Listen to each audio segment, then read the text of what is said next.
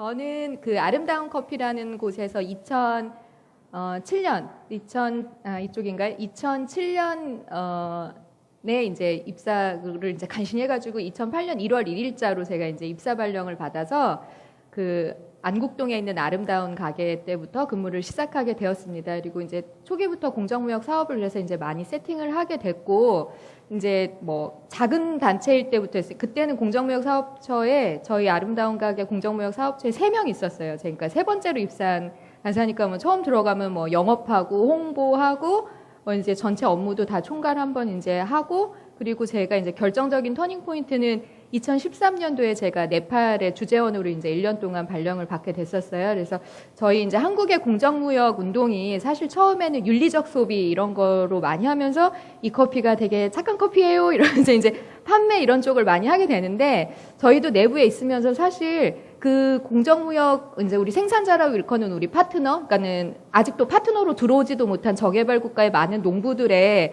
처지와 실정을 이해하는 일이 이제 결코 쉽지가 않았던 거예요. 그래서 이제 우리 조직 내부에서도 이런 것들에 대해서 조금 더 알아야 우리 운동이 좀 전체적으로 풍성해지지 않겠는가라는 문제의식을 제가 막 유포시켜서, 그래서 내가 네팔에 가서 1년 동안 보고 오겠다. 내가 제일 잘 볼 수 있다. 그래서 해서 2013년도에 1년간 이제 네팔에 가 있었고요.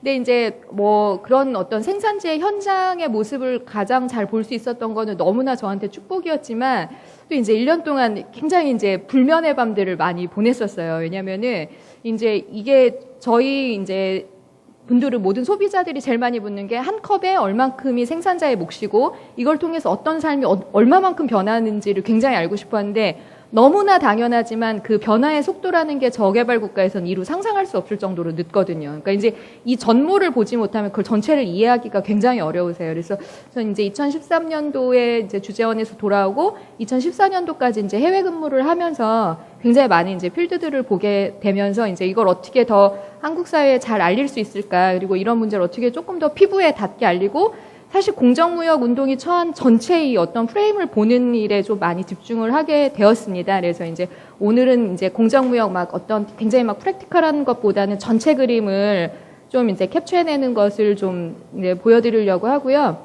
그랬을 때 이제 저의 결론은 이제 좀 짧게 말하면, 사실 이제 윤리적인 소비라는 부분이 굉장히 중요하지만 그 소비를 통한 그 어떤 걸 통해서는 세상을 굉장히 빠르게 바꿀 수 없다는 거. 그러니까 여러분이 윤리적 낭비 및 과소비를 해도 세상은 그렇게 빠르게 바뀌지 않는다는 부분들, 그리고 우리 전체를 둘러싼 것이 있는데, 사실 커피 한 잔 먹고 어느 날 세상이 굉장히 빨리 바뀌기를 바라는 것은 우리가 그렇게 부정에 맞지 않는 신자유주의자의 모습과 굉장히 똑같은 것이다. 저는 이제 전체 식품 프레임에서 좀 그런 걸 많이 느꼈거든요. 그래서 오늘은 그런 이야기들을 15분에 걸쳐서 하도록 하겠습니다.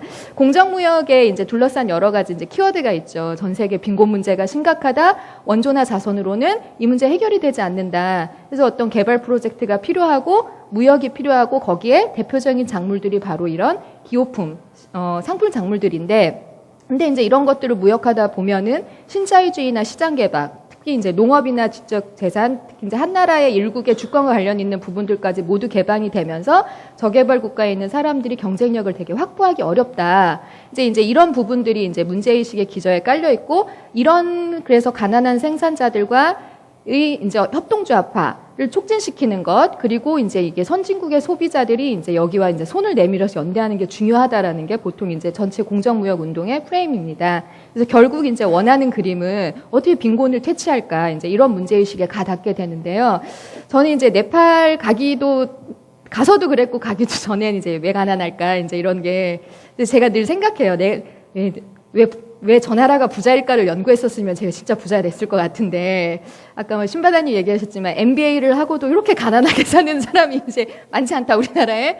근데 이제 그 가난하다는 걸 얘기할 때 이제 많은 사람들이 사실 저 나라가 독재가 있고 민주주의가 더디고 민족성이 뭐 후지고 이제 이런 얘기를 많이 한단 말이죠. 거기서 조금 한 발 더 나간 사람은 근데 그러려고 한 게 아니라 막 자연 조건이 굉장히 거칠고 이제 산악이고 뭐 무역을 할 수 있는 항구가 없고 이제 이런 얘기로 조금 더 나가면 이제 그런 얘기를 하다가 이제 세계 시스템에 이제 대해서 얘기를 하게 되죠.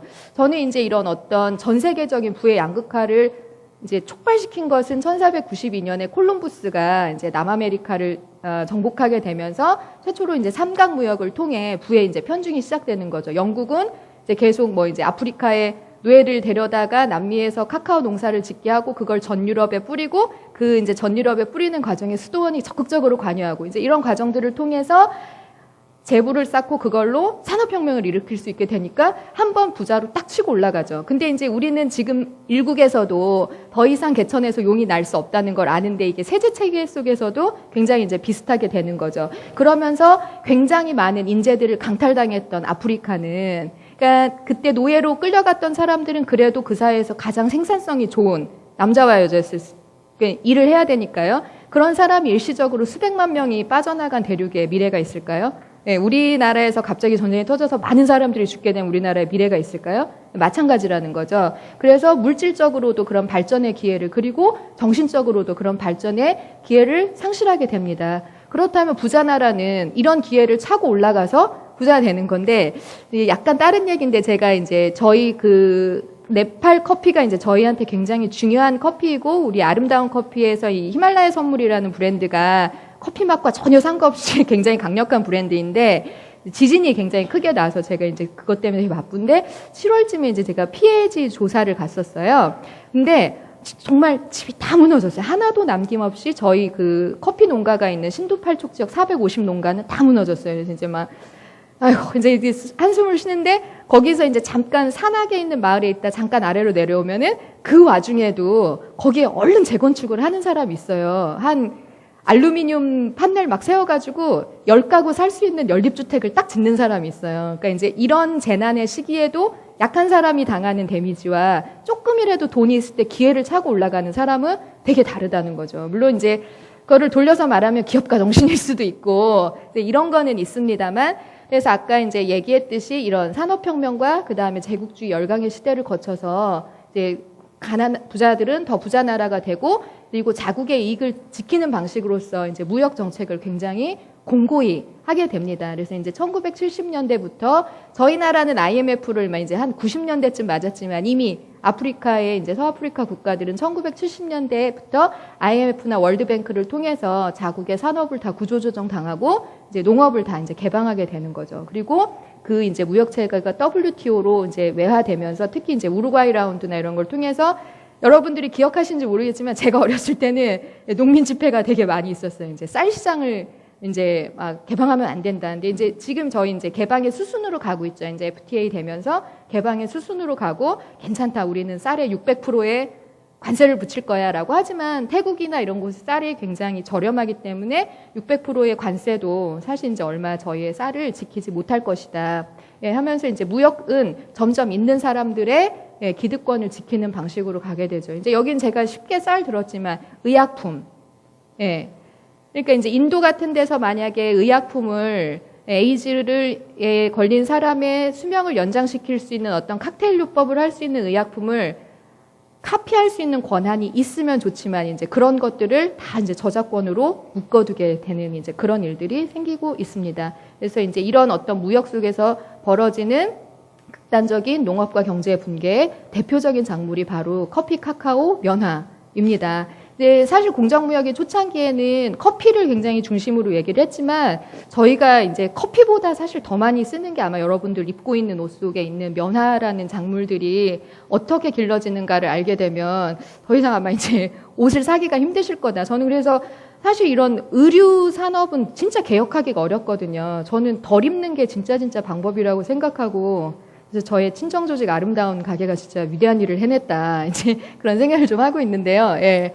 근데 이제 여기서 근데 이렇게 선진국 사람들이 모두 다 커피를 마시고 싶어 하는데 저개발국가 농부들이 똘똘 뭉쳐서 다 같이 수출을 안 하면 어떤 일이 생길까? 왜 농부들은 그런 협상력을 갖지 못할까라는 의문들이 좀 생기실 수 있을 겁니다. 그러니까 공정무역에서도 굉장히 강조하는 게 이 사람들한테 협상할 수 있는 힘을 주려고 이제 하는 부분들이거든요. 근데 바로 이게 이제 협상할 수 없는 우리의 이제 시장 구조를 나타내는 건데 이제 글로벌 푸드 시스템에서 모래시계라고 얘기하는 건데 근데 미국의 예를 한번 들어보겠습니다. 미국도 이러니 이제 다른 나라는 더 볼 게 없는 건데 220만 개의 농장에서 이 220만 개의 농장이 운영하기 위한 종자, 투입제, 비료, 이제 각종 이런 산업들이 불과 10에서 20개의 지배적인 투입제 회사에 종속되어 있다. 우리가 다 아는 몬산토, 신젠타, 카길 이제 이런 회사들이 다 이제 여기에 있는 거고요. 근데 여기서 막 뭘 생산해요.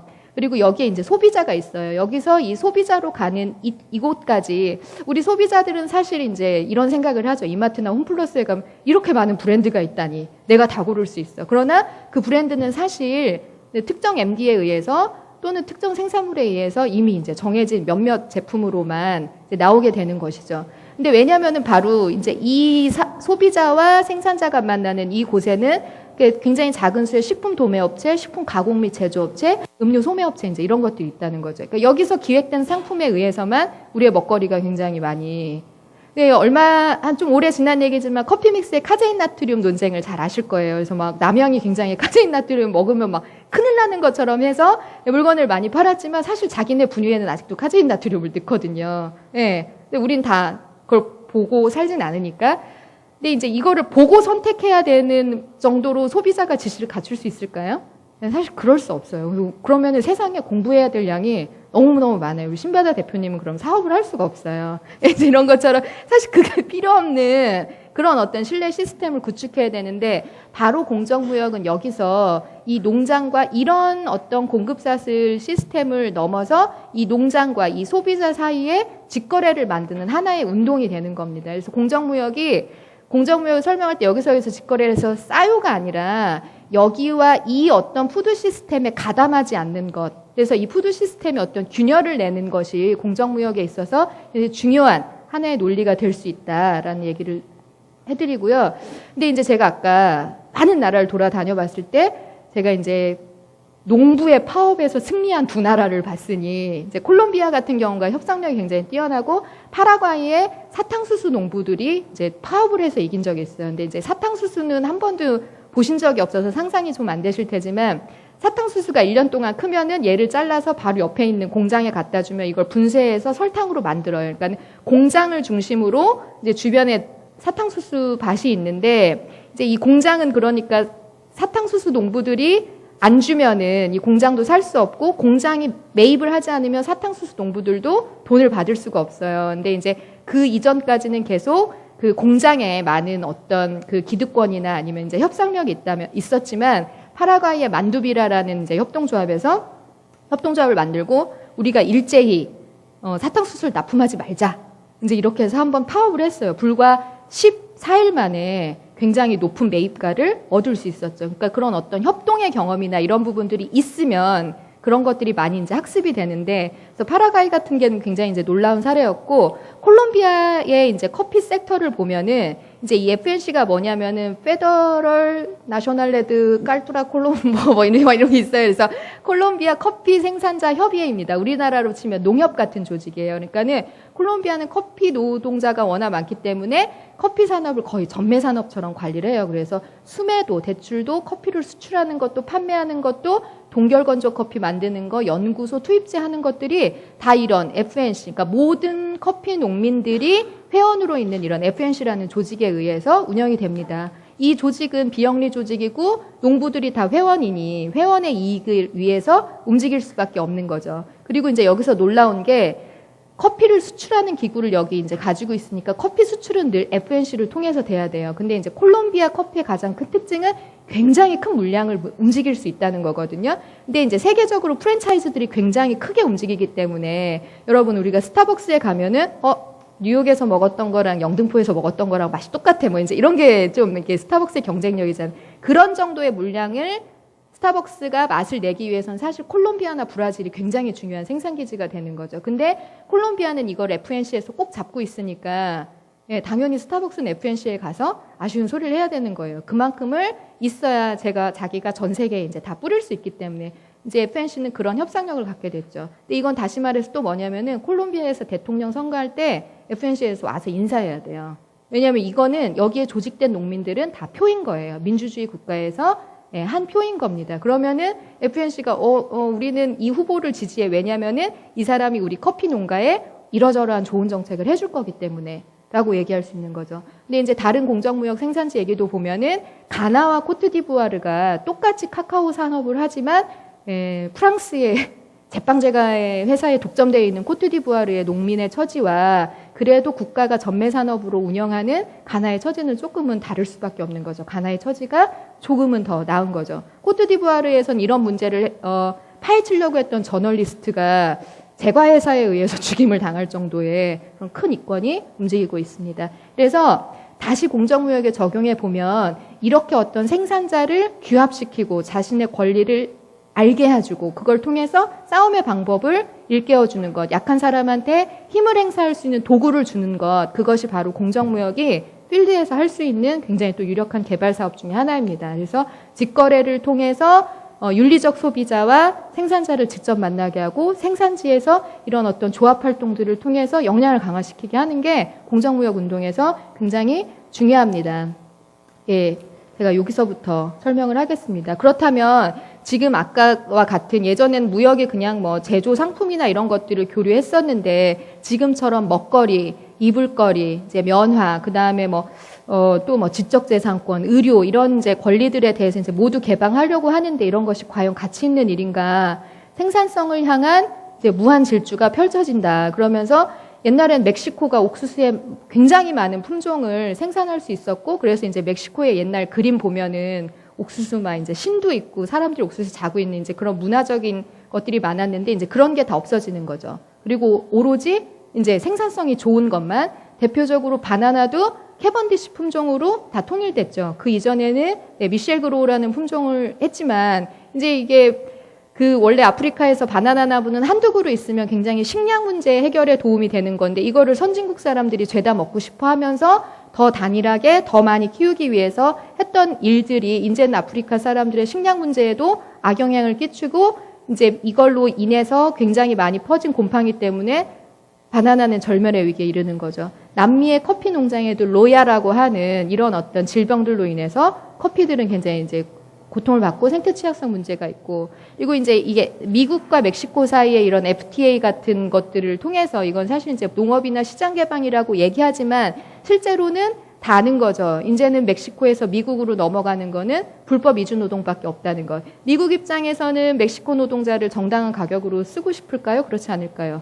미국 입장이 아니라 미국 기업의 입장이겠죠. 맥도날드의 입장이겠죠. 그 사람들은 정당한 노동의 대가를 주고 싶지 않습니다. 그래서 국경을 폐쇄하고 이런 어떤 인력에 관련한 문제들을 묶어두게 되면 사실상 무역정책이라는 게 실질적으로 노예 이주 노동정책과 비슷하다. 우리나라도 마찬가지고요. 한국의 비닐하우스에 있는 네팔 노동자, 전라도 한식당에 있는 연변의 참모, 과연 이 속에서 우리의 전통문화나 우리의 정신들이 지켜질 수 있을 것인가. 그리고 또 이런 어떤 개방 속에서 예전에 스타벅스가 에티오피아를 상대로 해서 에티오피아 커피라는 걸 스타벅스가 독점적으로 소유하는 브랜드로 만들려고 했죠. 이게 한 나라의 어떤 자산을 자기네가 가지려고 했고 이것이 옥스팜을 주도로 한 국제소송전으로 벌어져서 문제는 일단락되었지만 이게 우리 눈에 띄었으니까 그냥 이렇게 못하게 했지만 우리 눈에 안 띈 이런 문제들은 세계 각지에서 너무나 많이 일어나고 있다. 그리고 2012년에 옥스팜은 그로우 캠페인이라는 거를 통해서 아까 그 모래시계 속에 여러 브랜드를 독점하고 있는 한두 개의 메이저 브랜드를 밝히는 역할들을 했습니다. 그래서 이제 이런 농업 개방들의 이제 어떤 굉장히 우리의 여태까지 가지고 온 정신문화나 이런 어떤 저개발 국가의 자산을 빼앗고 있는 양상을 보여줬었고 그것에 바로 굉장히 극단적인 이 외연의 확장이 바로 이제 랜드그라빙. 그래서 이제 그런 얘기 많이 들으셨죠. 우리가 해외 투자에 성공했다. 근데 알고 보니 이제 거기서 땅을 산 거죠. 땅을 사거나 땅을 굉장히 저리에 오랫동안 임대해서 거기서 이제 막 사탕수수 심고 뭐 심고 해서 다 이제 우리나라로 갖고 들어오고. 근데 이렇게 심고 수출할 수 있을 만한 땅은 사실 그 사회에서 굉장히 관계수로도 좋고 예, 생산성이 좋은 땅이죠. 여기에 그 나라 국민을 위한 작물을 심지 못하고 오로지 돈이 되는 작물을 심고 우리가 그거를 막 향유하죠. 그러면서 사탕수수로 설탕만 먹는 게 아니라 아그로퓨엘, 이제 좋은 말로 바이오 디젤이라고 하지만 그런 것들을 쓰면서 우리가 이게 뭐 사실 친환경 에너지다라고 얘기하지만 친환경 맞습니다. 그러나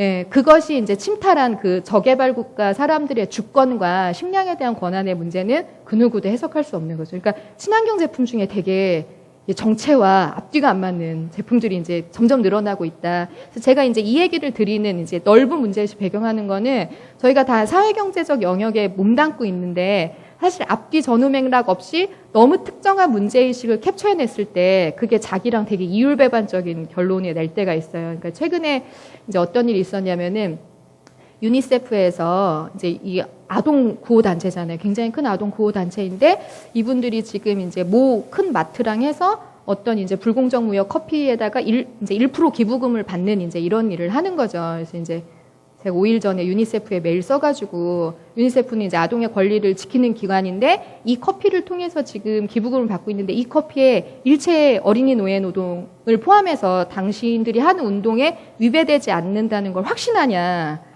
대답 없는.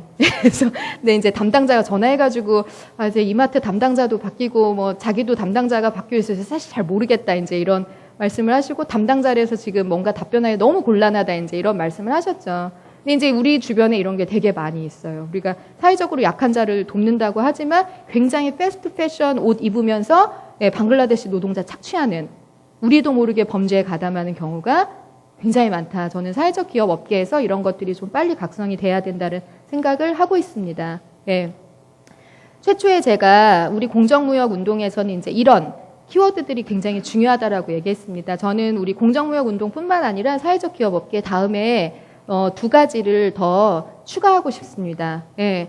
그러니까는 우리가 지금 뭐랄까요, 극복하려고 하는 사회가 주장하는 패러다임과 똑같이 살지 말자. 모두가 뭐 예쁘게 입고 많이 쓰고 다량으로 소비하고 너무 과도하게 배우는 이런 사회 옳지 않다. 뭔가 좀 한번 끊고 자발적으로 조금 더 가난한 삶을 실천할 수 있는 용기가 필요하다. 왜냐면은 더 이상 견딜 수가 없어요. 지구도 견딜 수 없고 우리도 그 경쟁의 속도에 너무 피곤해요. 근데 여전히 우리는 사회적 기업을 더 활성화시킨다는 이유로 끊임없이 우리 스스로를 경쟁 구도에 몰아넣는 이런 패러다임은 한 번은 이걸로는 저희는 성공할 수 없을 것 같다는 생각이 들고 투쟁 가능성이라는 건 뭐냐면은 제가 처음에 구조를 보여드렸잖아요. 이 구조를 두고서 저희가 공정무역 커피를 아무리 많이 판들 세상은 안 바뀐다는 거죠.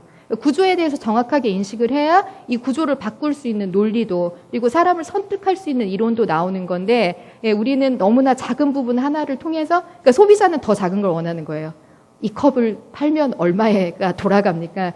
사실 의미 있는 무릎이면서도 중요하지 않은 이슈일 수도 있는 겁니다. 그래서 저는 사회적 기업가 분들이 우리가 어떤 부분을 캡처해서 운동을 하더라도 전모를 파악하는 큰 부분을 보고 우리가 정말 공격해야 될 구조와 그리고 이 운동에 같이 참여한 사람들이 그 구조 속에서 범죄에 동참하지 않는 어떤 마인드나 영성 이런 걸 갖는 것이 중요하지 않을까라고 생각합니다. 지금까지 한 얘기는 저희 조직의 공식적인 반응은 아니고요. 제가 이제 이런 거 하자고 저희 조직에 좀 졸고 있습니다. 끝까지 들어주셔서 감사합니다.